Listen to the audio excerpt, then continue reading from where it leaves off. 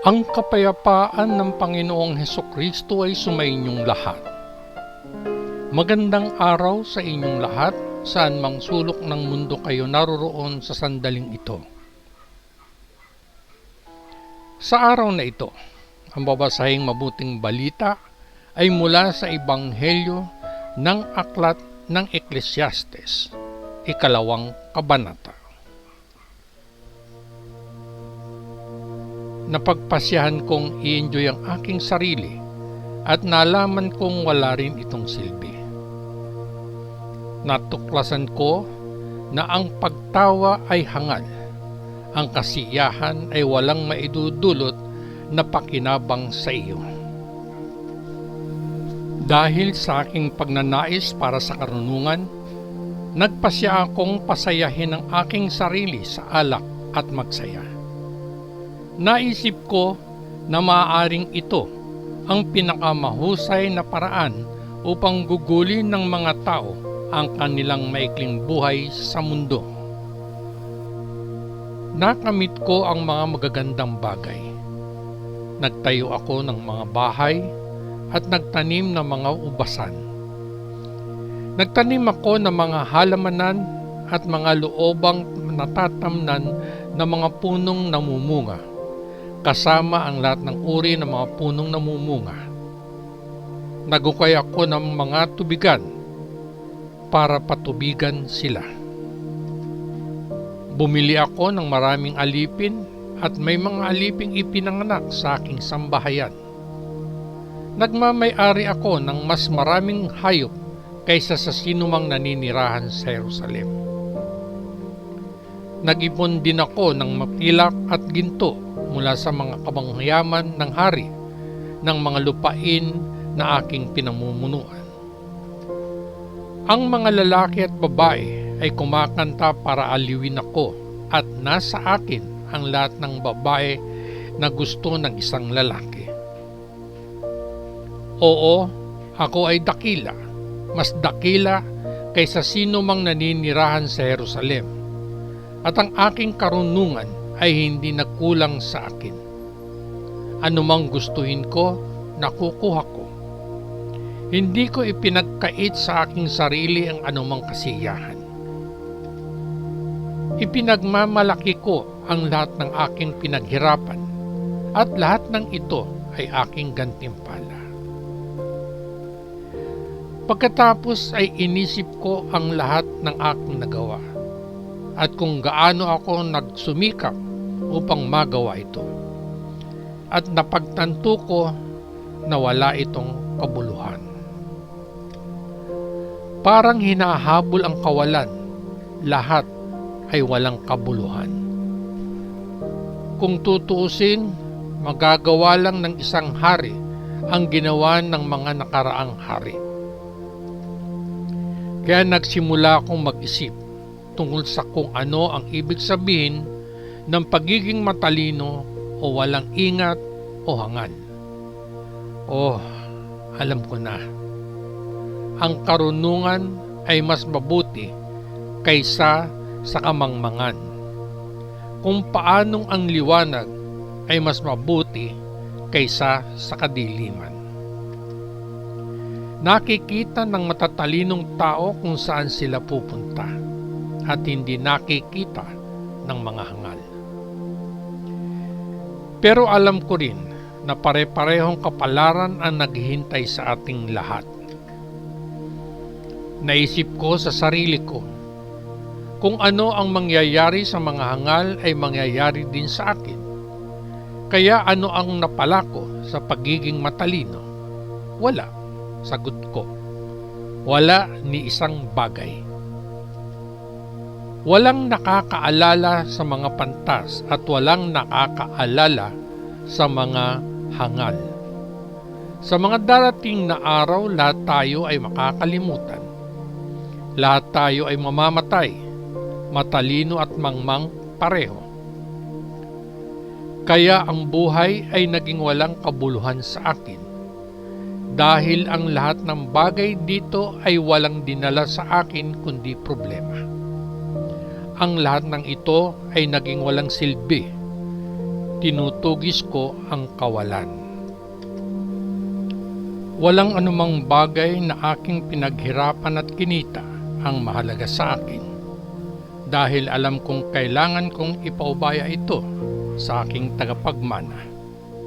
At maaring siya ay matalino o maaring siya ay hangal. Sino ang nakakaalam? Ngunit magiging pag-aari niya ang lahat ng pinaghirapan ko, lahat ng kinita ng karunungan ko sa mundong ito. Walang kwenta ang lahat. Kaya nagsisisi ako na nagsumikap ako. Nagsumikap ka para sa isang bagay gamit lahat ng iyong karunungan, kaalaman at kasanayan, at pagkatapos ay kailangan mong ipaubaya ang lahat sa isang tao na hindi na kailangang magtrabaho para dito. Ito ay walang silbi. Ito ay hindi tama. Nagtrabaho ka at nag-aalala sa iyong landas ng buhay at ano ang kailangan mong ipakita para dito. Habang nabubuhay ka, lahat ng ginagawa mo ay walang idudulot kundi pag-aalala at sakit sa puso.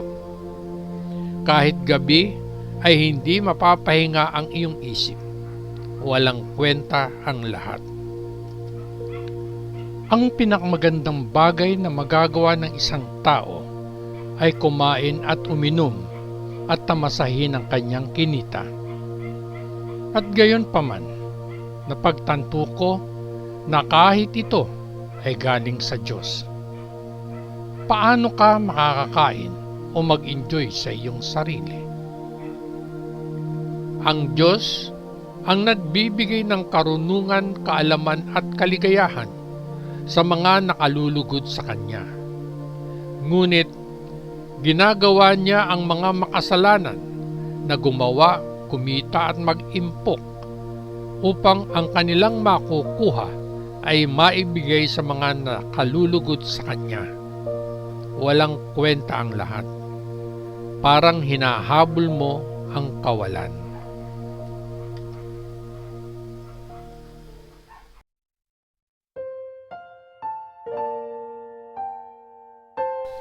Muli akong bumabati sa inyong lahat.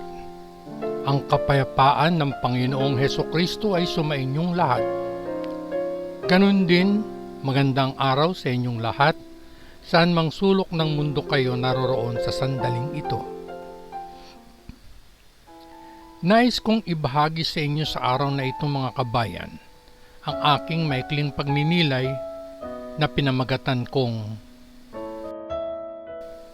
dismayado o kontento.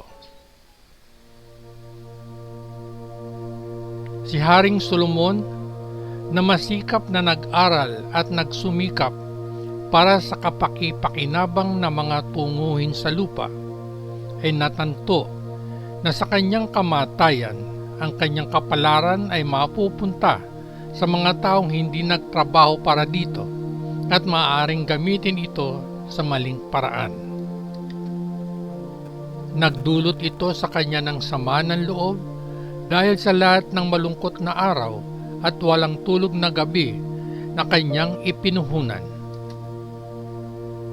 Basahin natin ang ika-23 talata ng ika-2 kabanata ng aklat ng Ecclesiastes.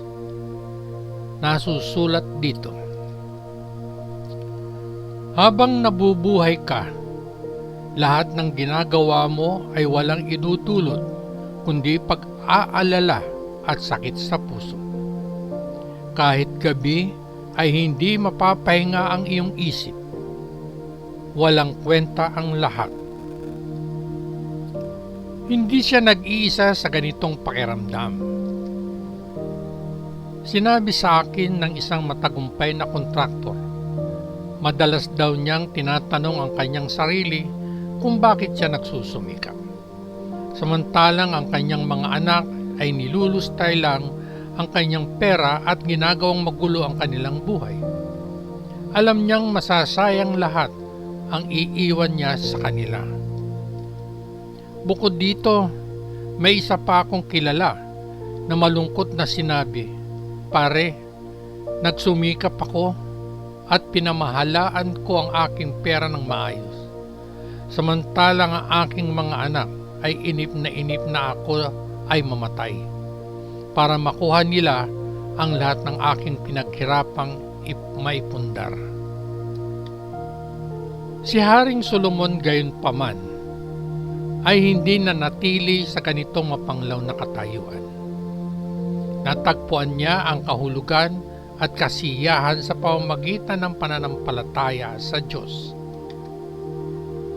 Sinabi niya na ang panloob na kasiyahan ay regalo ng Diyos sa kanyang mga anak. Ito ay nagbibigay daan sa kanila upang tamasahin ang bunga ng kanilang paggawa. Basahin natin ang 24 na talata ng 2 kabanata ng aklat ng Ecclesiastes. Sinasabi rito,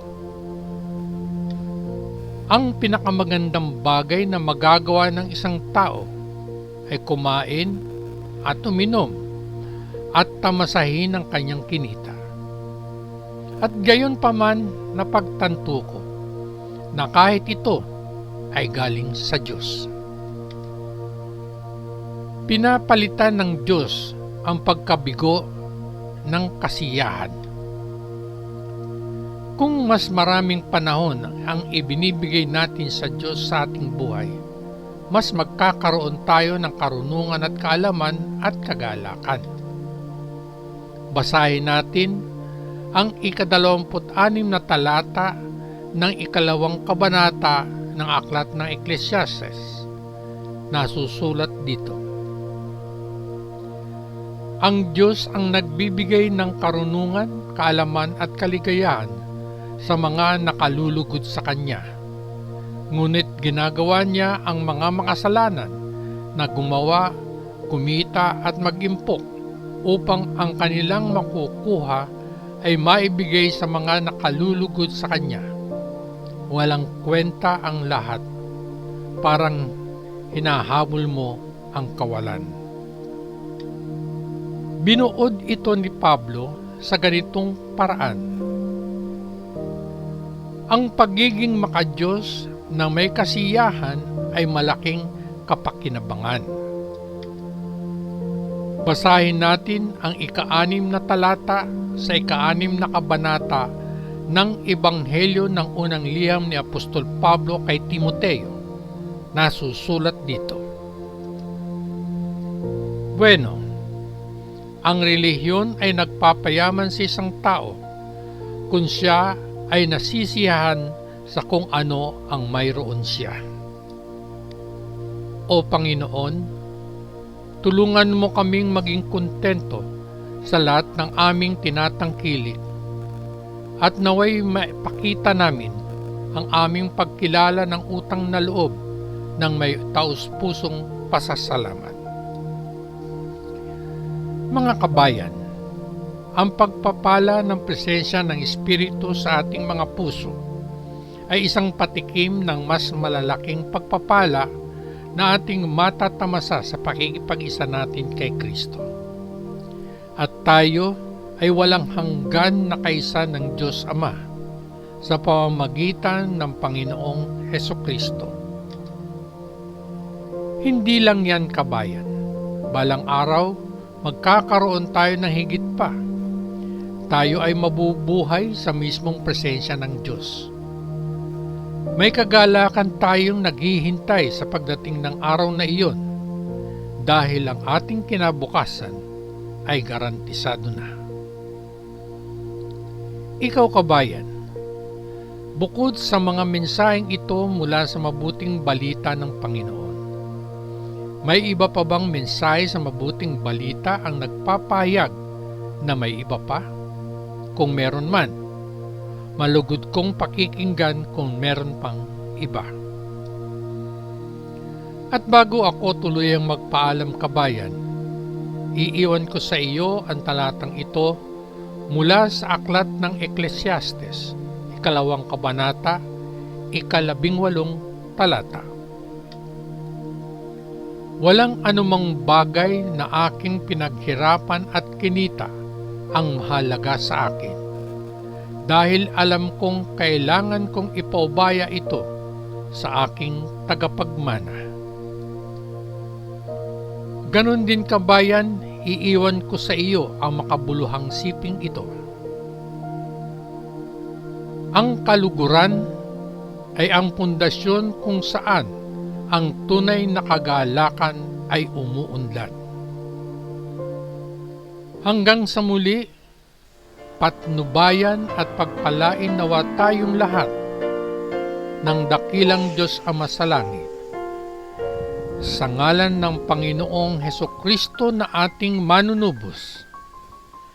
Amen. Amen. Amen.